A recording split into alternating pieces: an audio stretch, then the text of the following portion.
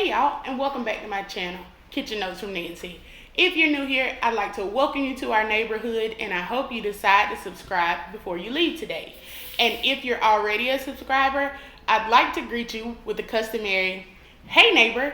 In tonight's video, I have an awesome recipe.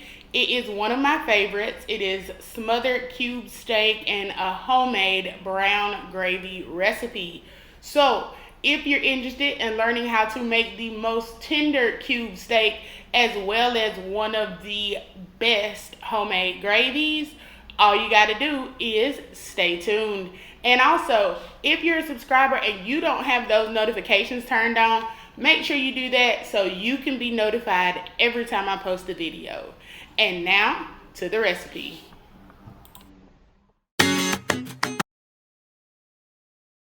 Starting with about 2 pounds of cube steak, and I bought it from the store like this.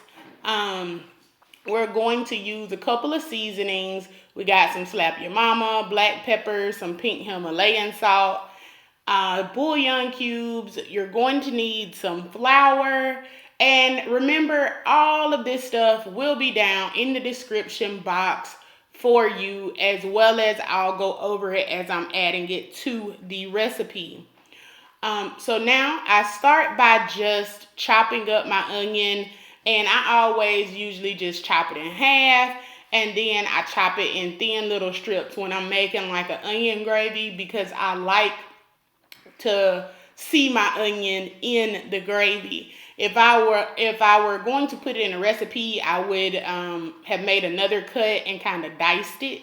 But for this recipe, doing it this way is perfect. So now it's time to season the meat. And we're going to mix all those seasonings together. And again, it's down in the description box.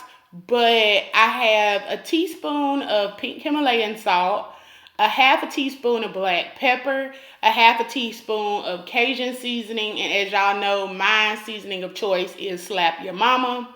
And then I have 2 teaspoons of both garlic powder and onion powder.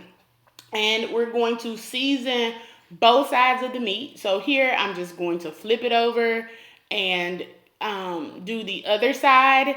And we're also going to add a little bit of seasoning to the flour.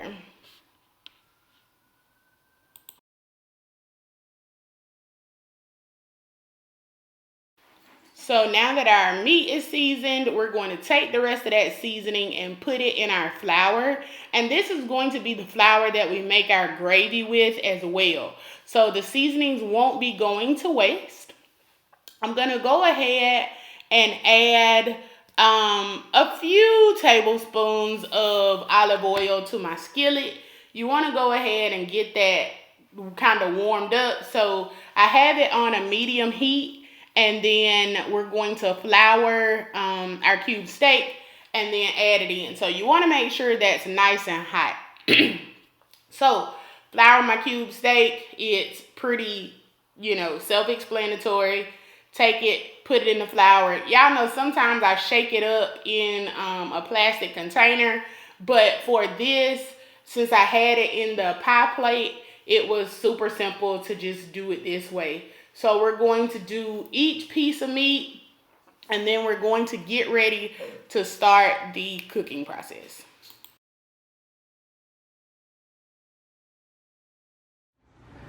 All right, so now back to that oil we have on the stove. As you saw, that little flour that sprinkled off the meat told me that the oil was ready. You want your cube steak to go ahead and start frying. You don't want to put it in cold oil because then it can tend to just absorb the oil versus getting that nice crust on it. So now I'm going to let it kind of cook on this side for about 4 to 5 minutes. Again, you're not really cooking it all the way through because this is not the process that's going to tenderize it. This is just to give you a little bit of crust and to develop the fond and all of that on the bottom of that pan. That's going to help make your gravy delicious. So after about 5 minutes on this side, we're going to go ahead and flip it over.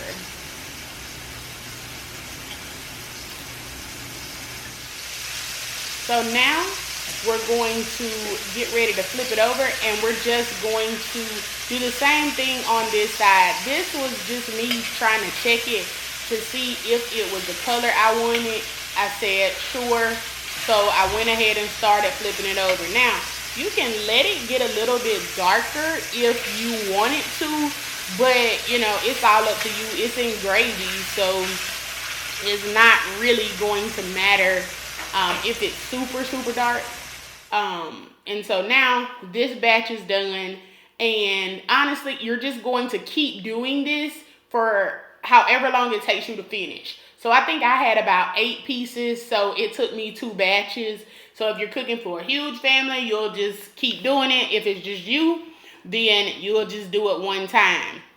But after you get all your cube steaks seared, I am taking a wooden spatula here, and I'm just scraping up that goodness on the bottom and moving it over, because like I said, I was doing several batches and I didn't want this to burn, like these leftover residuals, because that's gonna help make the gravy. So that's why you see me scraping it up, and every batch you do, you just scrape up anything that kind of stuck to the pan. Now, if you're using something that's coated with like Teflon, it'll be a lot easier, but I don't use Teflon coated things. I prefer cast iron and stainless steel. So this is the next batch. We're going to do the same thing. And now on to our onion. Now it's time for the best part. We're going to get ready to make that gravy. So I added about 3 tablespoons of butter to the oil that was left in the pan. I didn't add any oil. And now I'm going to add those onions that we chopped in the beginning of the video. And you just want to caramelize these a bit. I cook them for maybe about 5 minutes or so, until they start to become translucent and also start to soften a little bit. And you're going to see that they're going to get kind of a brownness to them. That is the caramelization process. So after we get that done, we are going to add our flour. That flour that we added the seasonings to and that we breaded our meat with, we are going to add that to the onions. And then you have to keep this moving, and you're going to brown the flour. Now, the longer you cook the flour, the darker it will get, the darker your gravy will get. So if you really want a dark gravy, you can cook the flour longer, or you could cheat and add a browning seasoning or something like that. Sometimes I'll do that, but I don't do it all the time. Because like today, I'm just using the Worcestershire sauce and no browning seasoning. And that's going to help give the gravy a little bit more flavor, but also a little bit more color. And after we do this process for about 5 minutes, that's when we're going to get ready to add in our water. So I am going to add in 3 cups of water. And I had actually already melted the bouillon cubes in the water. So that's why the water is brown. So actually I'm adding beef broth here. Because I melted the bouillon cubes. So you can either use low sodium beef broth, you can do the water and melt the bouillon cube like I did. It is completely up to you. My mama used to just use water, but adding that beef bouillon or the beef broth adds just a little bit more flavor to your gravy. So now we're going to cook this for just a little bit. And I'm about to taste it here. And you're going to season this to your own liking. I went back in and added a little bit of Slap Your Mama and I think a little bit of black pepper. But this is a process that this part right here, I really can't tell you what to do.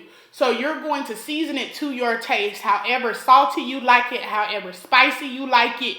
You'll do that right now. So I let that start to almost come to a boil, and now I'm going to add the meat back into the gravy, and this is where you're going to get that super tender meat. This is going to cook in the gravy for about 45 minutes to an hour. You can do it as long as you would like. The longer you cook it, the more tender it gets. I'm adding those little bits back in. The flour that's in the liquid, as well as the flour that we used on the meat, is going to help thicken that gravy up. And so, again, this is going to cook for about 45 minutes to an hour. And once it is finished, you are going to get the final product that is in the next clip. So here is the final product, and after it's cooked for about 45 minutes to an hour, and you have to be careful because it's going to thicken more as it starts to cool off. If you let it get too thick in the cooking process, it'll be really, really stiff. So you want it to still have some liquidness to it. And this dish right here is great with some mashed potatoes. It's great with rice. On this particular night, I did eat it with rice. So you pair it with whatever you want, and it's great for a weeknight meal. It's great for a comfort meal, all of the above. So as always, thank y'all so much for watching the video. If you are not a part of the neighborhood, what are you waiting on? Go ahead and hit that subscribe button. And if you're already subscribed, make sure you have that notification bell turned on so you can be notified every time I do an upload. Thank you. And as always, I'll see you in the next one. Bye, neighbors.